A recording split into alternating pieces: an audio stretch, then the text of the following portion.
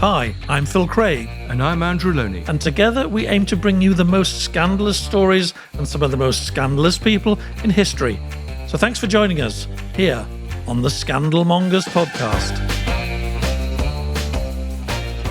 Philip, can I ask you a question? Please go ahead, Andrew. Are you feeling scandalous? Always. And you know it. Well, we have a very scandalous programme today. I know, I'm feeling both scandalous and a little bit nervous, I have to be honest. Well, you shouldn't feel nervous. This is a story I broke 4 years ago. It's now come back onto the front pages, and no one yet has been able to discredit it. So I think we're on pretty safe grounds. Well, that's right. I hope we are. I mean, it is a very sensitive, I should say, to our listeners, to our viewers, it's a very sensitive and a very controversial story. It's something we've both worked on, actually, over our lives. It's touched most of our lives and our careers. You more than me in recent years. And it's not every day that you get to talk about a really towering figure in British life in the 20th century and air allegations that he was, in fact, a sex criminal. The Jimmy Savile, perhaps, of the royal family. Exactly. This is very close. This is the uncle of Queen Victoria, of the Queen and Prince Philip. Lord Louis Mountbatten. Lord Louis Mountbatten, indeed. Should I say a little bit about him? Yes, do. For those who haven't been following it, though, perhaps before you do, I should just say that a lot of the stories that Andrew has been bringing out into the public domain in recent years, they're just finally making the front pages. I think it's fair to say that hasn't happened up to now, and it's really making an impression. Well, that's not entirely true. When my book, The Mountbattens, came out in 2019, the story actually made the front page of the Sunday Times, and then there was a big bidding war, and the Times serialized the book. So these stories have been run. And then, of course, we've had new allegations. A new victim has come forward recently backing up the claims that I had in my book. So it's not quite true that people have ignored it, but certainly, for example, the broadcast media have ignored it. But the newspapers, including reputable newspapers, have, I think, been persuaded by the evidence that I had. Okay, then for those who don't know, who was this man, Louis Mountbatten? Well, he was born in 1900. He was the last great-grandchild of Queen Victoria. Very close royal connections. He was his best man in 1922 was the future Edward VIII. He was close to George VI, and then to the Queen, particularly when she came to the throne in 1952, and was known as the honorary granddad of Prince Charles. Was a great mentor to him. But he also had an amazing public career, which stretched from being Chief of Combined Operations during the Second World War, mounting the Dieppe raid, being the Supreme Allied Commander in Southeast Asia, eventually being Viceroy of India, the last one, and then going on to be the First Sea Lord during Suez and the Chief of Defence Staff. So it's a pretty glittering career. Yes, and he had a glittering circle of friends. He wasn't just a friend of the royals, he was a friend of film stars, top politicians, and he was a global celebrity. Yes, he was. I mean, very, very well known in the States. He had his honeymoon in the States, in fact, stayed with Charlie Chaplin and made a film with him on that trip. But as you say, everyone from Noel Coward through he knew. So everyone in showbiz, politics, as well as the armed services. And I suppose he was very keen, for example, on Princess Grace of Monaco, all those sort of international royals. It's funny, though, anybody who's done any work on the Second World War, and I've done a lot, it's not hard to find people who are quite critical about his conduct and his judgment throughout the war. Well, I think he's a very interesting character because he has various ships sunk under him, and some say that's because he wasn't particularly good at being captain. Maybe that's unfair. Obviously, the Dieppe raid was a famous disaster, and he was accused of being more interested in the publicity than the military detail. And it led to an awful lot of bad feeling, especially in Canada. Well, I mean, Kelly, he was sunk under him. I think that he can't be blamed for that. But he certainly ignored instructions often.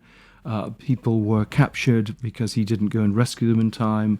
One of Kelly was torpedoed with 28 sailors killed when he ignored instructions, and instead of being court-martialed, he was given the DSO. So he was a manager, very, very skilled at PR.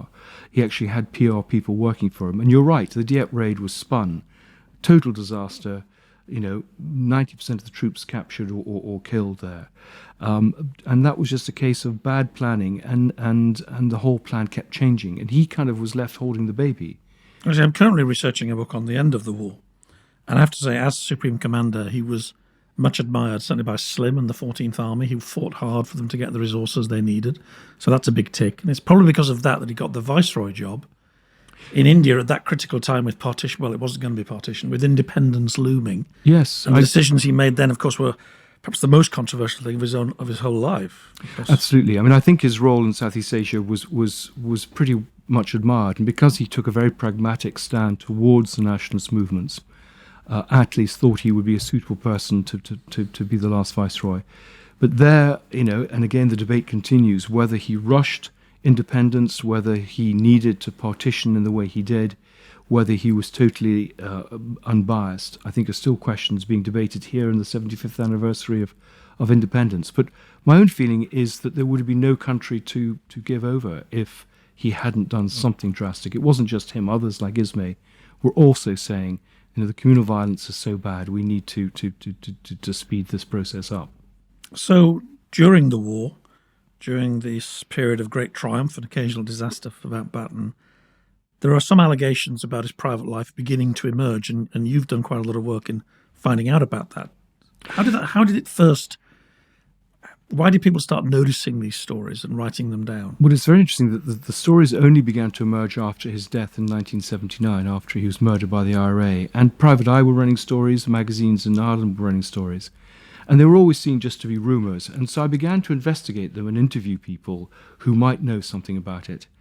And what certainly emerged was a quite separate issue, that he was bisexual. And people knew about it. This, of course, was a time when homosexuality was against the law, that people were being thrown out of the Navy, including by him, for their sexuality. So he was a hypocrite. He was also a security risk. But also what began to emerge, talking to people, was suggestions that he also had an interest in young boys. And I think the real breakthrough was to get his FBI file. And there was an interview with a woman called Lady Desais. When and why were the FBI looking at him? Well, this file dates from the Second World War, just after his appointment as Southeast Asia commander. And I think they were just concerned. I think probably rumours were reaching them. They wanted to find out more. But also, this was a chance interview with someone who had come about something else, and she raised this question. And then they began to ask other people. Other people quite separately came forward and gave stories, and reputable people, the wife of the Secretary of State for India, a man called John Grombeck, who ran one of the big sort of secret intelligence agencies working with the FBI. So these weren't just idle tittle-tattle. And I think what shocked me was that I took notes of the different personnel file numbers, and I requested these numbers from the FBI to be told that these files from the 1940s and 50s had only just been destroyed.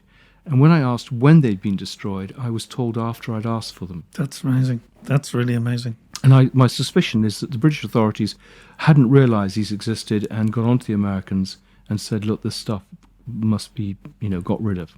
So of the material from the 40s that you did see, I think some of it was about Malta, wasn't it?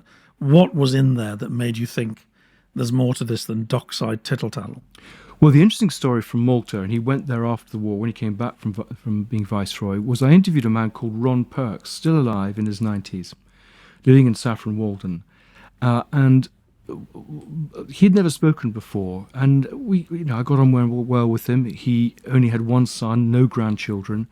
And he said, there's a story that I've always had that I really want to get off my chest. And this is that as his driver in Malta in 1948, he was instructed by the commanding officer, so the predecessor to Mountbatten, that when Mountbatten came, he would want to know where the brothel in Malta was, and that he should find out. And so he did. And though he said he never took him there himself, that Mountbatten appears to have driven himself to the brothel, this is pretty good evidence that people knew exactly what his sexual tastes were. And what was that brothel specialising in, do you know? Well, it specialised in it was the naval officers' brothel, basically. And in fact, Maltese journalists then, when the story broke, did quite a lot of investigation. It's now closed, but they found the site of it and talked to people. So they were able to fill out the story that I'd only got a sense of. I wonder why the FBI were gathering this information, though. Did they think he was an intelligence leak, risk of a blackmail or a compromat or something? I think what we've got to remember, the FBI collect a lot of information. It's information that comes in sometimes by chance, as in some of these cases. They're not tasked sometimes to find things. And this information isn't necessarily true. It's what people have told them. But I think the fact that these reputable people said things when they were being interviewed about something else suggests that there's some truth in it. And I think the fact that these files were then destroyed, having got the numbers, again is rather suspicious. But it's only one source. But one of the other sources was a man called Norman Neild, who'd been his driver during the war, who, after the Spycatcher book came out, said, "Well, I've got a better story than that." And he actually went to a New Zealand paper and said, "I used to take him to be his driver and take him to some of these, basically take him to young boys and girls or bring them to him." Boys and girls. Boys and girls. I mean, I think one of the problems of the story, and of course as a historian you've just got to put down what you hear, you can't pick and choose, is that there were members of both sexes. Some were teenagers, some were a bit younger, some were quite posh, and others were rough trade. So, he was either a man of great taste or these are people who are making stories up. But Norman Neild had nothing to make up on this. I mean, he can be shown to have been his driver. But the story never really appeared here. It only appeared in New Zealand. I think what's one of the interesting things is a lot of these stories really never get picked up. And as a result, it's only until recently that we've begun to pull the thing together. But my two most sensational bits of information, I think, were two boys, 16-year-old boys, abused in August 1977 at Classieborne, his house on the west coast of Ireland, who gave me very, very detailed testimony about what happened. One of them is a Sri Lankan, and it's known that he had a sort of predilection for Sri Lankan boys. It's not known, though, is it? It's suspected. It's alleged. Well, I know it. I mean, yes, it's known. He had a thing for. I mean, talking to people for brown-skinned boys. I mean, before we get to Ireland, because that's really important. Yeah. And I want to go there a little bit more slowly, if we could, because I'm really interested in the culture that he moved in, and I think we should also say that we obviously live in a much more forgiving and tolerant age. And if the man was gay or bisexual, it sounds like he probably was, we would be welcoming, and we would say, fine, whatever so you what? want, live the life you want to live the sexuality that you are. But I think it's also worth pointing out, I think, that to be gay in the 1940s and 50s and indeed 60s was to be involved in something illegal. And so therefore, a lot of men who were gay tended to operate in a slightly illicit underground way. And if you look at the diaries of someone like Chips Channon or books about Dryburgh, there's a circle of quite wealthy men who were living an underground lifestyle because of their sexuality. Now, it's clear from the way that they tell their own life stories that a part of that sometimes was going somewhere like Morocco, where for some of them the thrill was to get underage children. They may not have thought it was wrong. They may have thought they were just boys who were exploring their own sexuality, but we would call it rape. We would have been called rape then. We'd still call it rape today. So I guess what I'm saying is when we talk about Mountbatten as a bisexual man, that's not a criticism of him at all. It's just when he was got to, if he didn't get involved in that world led towards temptations that were illegal then and rightly still are illegal now. I think the interesting thing about the bisexuality is that in some ways he was quite open with a lot of people. Indeed, those people in those circles like Noel Coward and Tom Dryburgh. Clearly it might have held his career back. But the point is that, senior officers knew about it and turned a blind eye. And that's fine, but it didn't happen to other people. And I think, he was a hypocrite because he was punishing people for the very innocent sexuality that he himself enjoyed. One thinks of, what happened to or Turing and others. Alan Turing, for example, a middle-class man didn't have the connections that Mountbatten had. I mean, the irony, life was destroyed because he was gay. Yeah, and the irony, of course, was that it was always seen to be a security threat. But, clearly if it had been open, then they wouldn't have been a security threat. But, I mean, again, there's stories, which I didn't put in the book, and I haven't been able to corroborate, that he, in fact, had been blackmailed, in effect, by the Russians. They had a spy called Admiral, and this was over his secret double life. Well, let's move to Ireland now, and something that I worked on as a journalist in the 1990s as a extraordinary scandal, even to this day it's not resolved, and it does. You've brought it full circle to Mountbatten, in fact. And that's the scandal of the Kincora boys' home. I was lucky enough to work with some amazing journalists, Peter Taylor, Chris Moore, Neil Grant, in the 90s for the BBC. And we were able to look at this story in a completely new way. Just for those who don't know, Kincora was a boys' home. It was run by a man called William McGrath. He was involved in extreme unionist politics. He was also an abuser of the boys in that school. And it's known that he took them to other places to be abused, and he invited guests, often well-connected guests, to the house to abuse the boys. The stories are some of the most upsetting things I've ever had to read. Those boys were so damaged, and nobody would listen to them when they complained. That's the tragic part of it. They were so low down the pecking order. They were told they had to be grateful just to be given a roof and a plate of food. And they were accused of being liars and all sorts of things. It's a terribly sad story, but we did make some really big breakthroughs on it, in that there had been an inquiry, because in 1980, I think, it was closed down. The abuse went on for most of the 70s. There was an inquiry. And there were rumours that the police and the British intelligence had known what was going on, did nothing about it. And this first inquiry said, no, that's not true at all. Well, we proved that it was true. We actually interviewed a man called Brian Gemmell, who had been an intelligence officer, and he was prepared to break the Official Secrets Act to speak out on the BBC to say that we did know, we were told not to investigate because information was being gathered about some of these men who were connected to paramilitaries. It was the Troubles. People wanted to know what was going on. Perhaps they wanted to blackmail people as well. And it was, for me, it was a very dramatic time. We had to walk into John Birt's office, the Director General of the BBC, surrounded by all the BBC's lawyers, to be told that we were going to be breaking the law and the BBC would stand by us, but they couldn't guarantee what would happen. We might end up being prosecuted. We might end up having to go to prison. Of course, nothing did happen. There was a brief flurry of stories in the press, and I believe then a second investigation. But I have to say now, we also did hear the word Mountbatten. It wasn't our prime role to investigate him, but we did hear his name said by some of the victims. And I didn't really think much about that, actually, for a while, until then you and I got talking about this many years later. And were these victims talking about their own experiences or second-hand stories? This is always the problem. Most of what we heard was, my friend said this, or he was taken there and he thinks he saw him. And it's difficult. It's difficult to use that as absolute proof.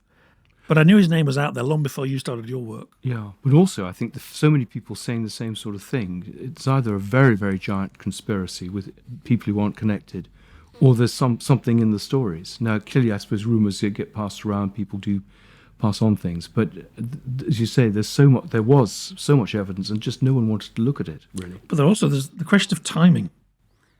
You mentioned that Mountbatten was killed. He was killed in 1979. They closed this place down in 1980. And one of our police contacts said, those dates are relevant. Again, just hinting, sort of tempting us to go further, which we didn't at the time. Gosh, what a shame. Maybe one of the reasons, and there could have been many, maybe one of the reasons they didn't want to investigate the home disappeared. Well, it's very interesting that all the files connected with Mountbatten's death are still closed over 40 years later. Now, why, you have to ask? My experience with these two boys who were abused in August 1977, as I say, at his home in the west of Ireland, one was brought from Kincora, one was brought from London. Okay, well, because we're rushing ahead, and I think people who don't know the story as well as us might be confused. It's possible to confuse ourselves too. So we've got to the 70s. We know that Kincora is a site of abuse, and now we're talking about allegations about what was happening, not necessarily in the home, but across the border in Ireland. Is that right?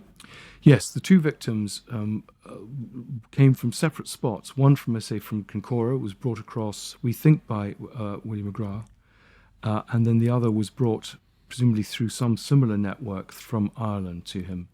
But he only spent a few weeks each year in Classieborne. They wouldn't have known that it was those dates. Classieborne is Mountbatten's house in Ireland. It's his home on the west coast of Ireland, yes. Right. And that is, so it's very unlikely they would have known that that was the 3 or 4 weeks that he spent there in 1977.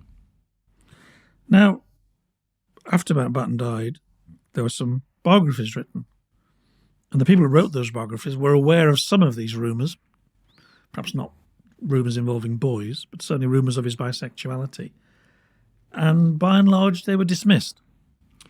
Yes, what's interesting is there were, in a sense, 2 books. One by Philip Ziegler was The Official Life, and he went straight up and he said, I found no evidence to suggest that he was bisexual, and it wouldn't make sense. Everyone I talked to said this is crazy, including his private secretary, though I discovered his private secretary, who was himself gay, knew about this. So this was in 1985. In fact, there was another book after that, which again had the cooperation of the family.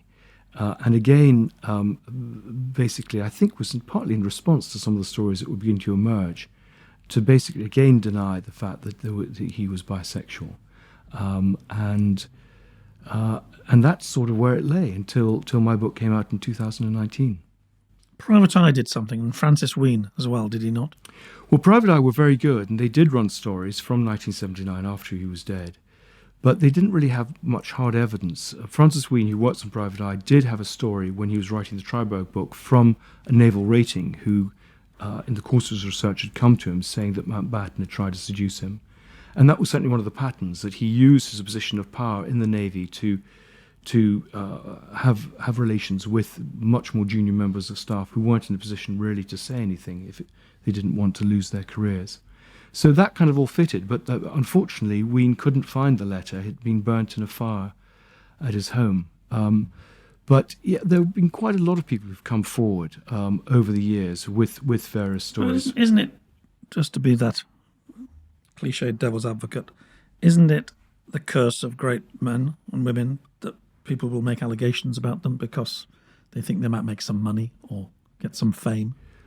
Well, the people who came forward, I mean, there's another man called Robin Bryans who had lots of stories. No one made any money from these stories, and often they were incidental to other stories that they were telling, a bit like Lady Desires in her interview. So, and it's interesting that we have so many stories about this particular person. I mean, there are plenty of other people I've written about as a biographer. John Buchan never had any stories like this. So I think you have to say that there's no smoke without fire. So how would the process work? You're a very famous man. You live partly in the public eye. You have a secret vice. You're connected to people maybe who share that vice, say William McGraw. How did they manage to do it whilst keeping it secret? Well, I think there were very few members of staff who were there at Classieborne. They probably wouldn't have known what went on. One of the boys was abused in a boathouse away from the house. Another was abused in a local hotel. That seems a deliberate act of trying to keep them away from staff. Also, though he had security, he was constantly shaking off his security. He was found one day in Belfast, and he was meant to have proper security. So, and he didn't really want security, and I think one of the reasons may have been that it interfered with his secret life. So, there are ways of getting around the constraints that he had. There are some similarities, I think, here with the Savile story. For years and years, people in our business gossiped about Savile. Now and again, it would appear in a throwaway remark or a story in Private Eye. I remember my father, who was a radio producer and a sort of local disc jockey, saying to my younger sister, "Don't meet with Jimmy Savile, he's a wrong 'un." People knew he was not somebody to be trusted, that he had slightly creepy manners about him. But nothing was ever proved. There was a tipping point at some point after his death when suddenly a whole torrent of new allegations came out, and it had to be accepted that this man wasn't the national hero that we all thought he was. Friend of the royals as well. He was something much darker, much more scary. Do you think one day there'll be a similar tipping point with Mountbatten? Yes, and I think we may have reached it. These people are very powerful. The stories are shut down. There were stories I picked up of him being caught with guardsmen in St James's Park, and the media, which was much more deferential then, shutting it down. He moved in a society, a group of people who were very loyal to him. I'm doing a book at the moment on Prince Andrew, and I have the same thing. There's a very loyal group of people around him who won't say anything, whether it's good or bad. Because it gets them out of the circle, or because they just don't feel they want to talk to people outside. Do you ever have moments of doubt? Do you think, maybe I've got this wrong, maybe the case isn't proven, it's just a lot of people wanting to make a bit of noise? Well, I thought long and hard about the chapter, which is called Rumours, and I related it as a series of rumours with the evidence I'd got. But of course, I was putting my reputation on the line. It could have completely destroyed me if it had been proved to be wrong. And people have tried. I mean, members of staff have come forward and saying, I never saw anything, it couldn't possibly have happened. But as I say, he didn't necessarily want them to see it. And also, we have plenty of evidence of people saying they never saw things happening who then did see things happening. John Barrett, his secretary, I knew full well he was gay, and denied that in print. Well, so there has been a curation of the story. I guess the other thing that a tough-minded friend or fellow podcaster would say is there a danger of another Carl Beech here? That must hang over a lot of these stories. We all know that Carl Beech was a fantasist and he ruined the lives of many people. Well, I think I agree. We have to be very careful, but I think we mustn't dismiss these stories just because Carl Beech was a fantasist. And whether Carl Beech came of his own volition just to get a bit of attention, or whether he was part of a wider plot. I mean, he seemed to have a lot of money. He went off to Sweden and seems to have been able to do all sorts of things which are surprising given his circumstances. If this was an attempt to discredit allegations that people have brought forward, to basically kill the story, that's quite a sinister thing. But I think, just because Carl Beech's allegations weren't true doesn't mean that these people's allegations aren't true. True. And Beech, of course, invented the most lurid and implausible conspiracies involving multiple people and, frankly, passages that could have been taken from the Marquis de Sade. I mean, they were so incredibly kind of baroque and ridiculous. Well, I mean, very distinguished public servants. Of course, everyone had to be looked at, but it was quite clearly, you get an instinct who might and who might not have done, and these were clearly stupid things, and the police should investigate it properly. But I think they felt suddenly we got into the situation where they went to the other extreme. Yes. We haven't done anything so far, so we better go over the top here and make some examples of people. So do you think your work on Mountbatten is one of the reasons, perhaps the main reason, why you found it so difficult to get access to the papers? Because for those who don't know, Andrew is still involved in a long-running struggle to get full access to papers that actually, as taxpayers, we already own. Yes. Well, I mean, when I began the research for the book, I knew that there were extensive diaries and letters, private diaries and letters from Dickie and Edwina. And of course, for a biographer, this is very useful stuff. It gives you day-to-day events. It gives you their feelings, particularly letters between them. It gives you other people that they met. They'd even be quoted in some of the books we've been talking about. And then I was surprised to be told that these diaries, they knew nothing about them, even though there had been, this was 2015-16, 2011, a huge public campaign by Southampton to buy this material. Wasn't in the inventory, but there had been announcements about what they'd bought for, in the end, about £5 million, because they got money under the acceptance and lieu scheme, which of course means that material has to be open. So this is money paid to the Mountbatten family? Yeah, they repaired the roof with it, I understand. And it was freely sold. It could have gone to an American university. It unfortunately went to Southampton, who then decided they would close this material. But I think it was closed, this was closed long before I came on the scene. I think they just, for whatever reason, couldn't be bothered to release the stuff, even though they'd made a big effort to get money from public funds, including the Lottery Fund and Hampshire County Council. And then when I came along, they told a lie, and indeed they've been telling the same lie to other researchers in the hope we'd go away. And I didn't go away, but they were stuck with this lie. And then I think when they realized I was going to fight it, and then the commissioner, who is the regulator for information, ruled that they must release this stuff. It was bought to be seen. They appealed against that. And I think then it was a personal thing, that they were determined to break me financially, so that as a lesson to others that basically you don't challenge these things. And in the end, what percentage of the papers did you get access to? Well, the extraordinary thing is, just before the hearing, in November 2021, they released 99.9% of the material, over 30,000 pages. So for 10 years, they'd say the stuff couldn't be released, and suddenly it all came out without telling me or the lawyers. And it was all innocent. There was nothing there that would scare the horses. So it had all been a complete farce. Do you think there's material that they're still holding on to which would cast a light on what we've talked about today? Possibly. There are 100 redactions, so very, very little.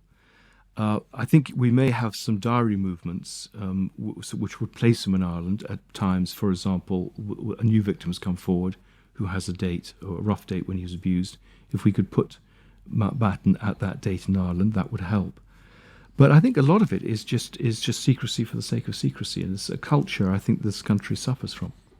Well, we've talked before about the curation of history in this country and how hard it is to get access to the actual original documents. But did you find in taking on the university that it had any other impact in the rest of your life?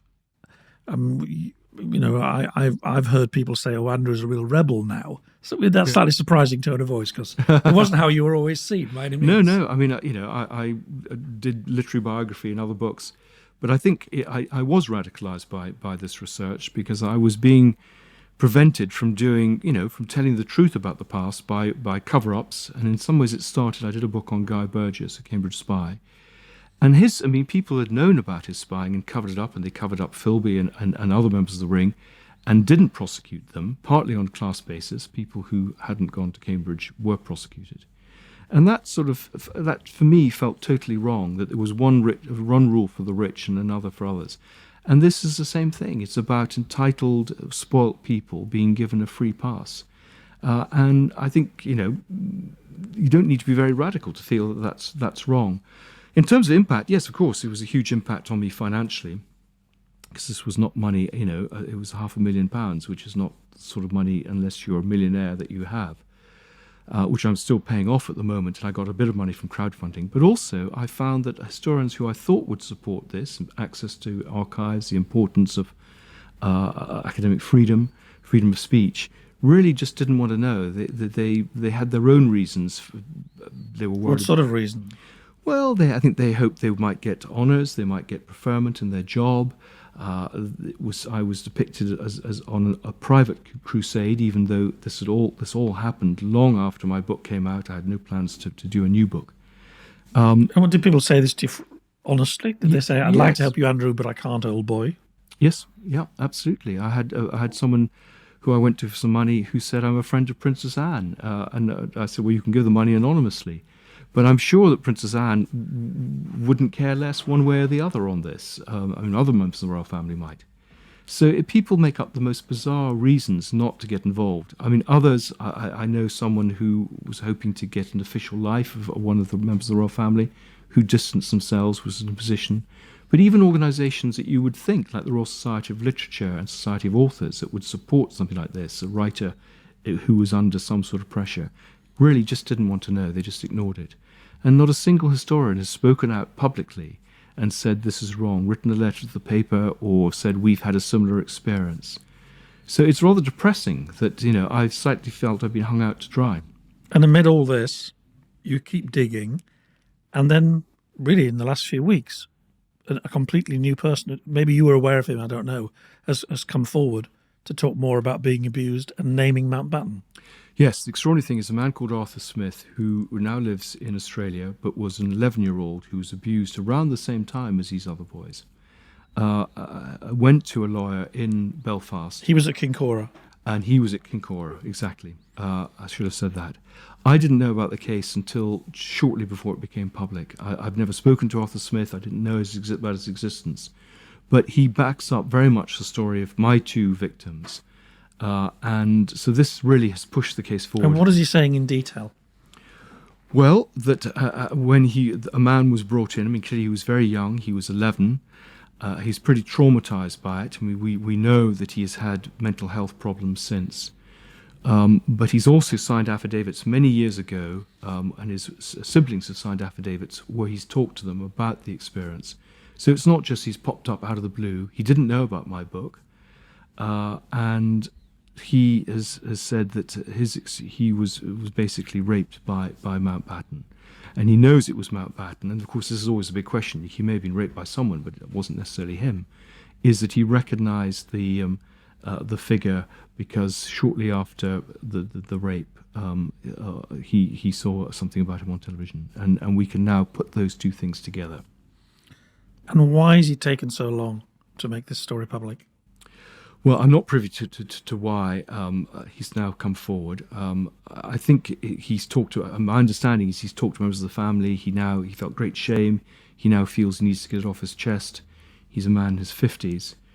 And I think it's a civil action which he's bringing against the Mountbatten family, but also against the social services in Belfast. And I think I have to say, it does the details that he's shared and that I've read about. It does remind me of some of the stories I heard when I did my program. oh, interesting. Not necessarily anything to do with Mountbatten, of course, but there was a way in which it worked, Right. and it was often you're taken somewhere, you're given a drink, Yep. which is often lemonade, but it's got alcohol in it. Yep. Lemonade Drugs. and brandy was Mountbatten's tipple of You faith. think so? Oh gosh, and that would be to cloud your judgment, make you relaxed, and then you're told to be nice to this older gentleman and do what he wants. And Mountbatten used to offer them candy. Who said that? That's the Sri Lankan boy. God, that is a upsetting. Slightly chilling, image. isn't it? It is a chilling image, and one doesn't want to rush to judgment, and one is aware of people who've been alleged of doing things that they haven't. But I guess the bigger question is, now there's so much material out there, where's the pressure for a proper inquiry? Well, I've been... Kincora's had two, and I don't think either of them really were proper. No, they weren't. I mean, funny thorough. enough, I had a huge campaign to get access to Kincora files, many of which, all of which should have been released and still closed. And after a big fight, they did release them. They'd been completely what we call dry cleaned, weeded out. But what they did reveal was that they're very prescribed terms, and they were very clear on the sort of judges that they wanted to deal with them. So it was a complete stitch up. And indeed, one of the boys that I interviewed, Sean in my book, was asked to appear at one of these inquiries, the Hart inquiry, but he was. It all happened right at the last minute. He wasn't given a chance to even prepare his responses. And so, in exactly what we've had with the Mountbatten diary thing, material which we were disputing was lodged with my lawyers on the Friday before the Monday morning hearing, even though they'd had 6 months to do this, on a court order which they ignored. And so I'm afraid the government acts with complete sort of impunity in terms of the way it operates. But I agree, we need a proper inquiry. I've been calling for the car logs for Classy-Born from August 1977 when they were abused to be released. We know they exist. And this would prove that Mountbatten was there, and maybe cars came from Belfast. Well, we know he was there, but it might show a Belfast number plate. Now, of course, we may get releases which have nothing, and that may clear William McGrath. It may be that another car was brought with other number plates. So it doesn't, but it just helps with the story.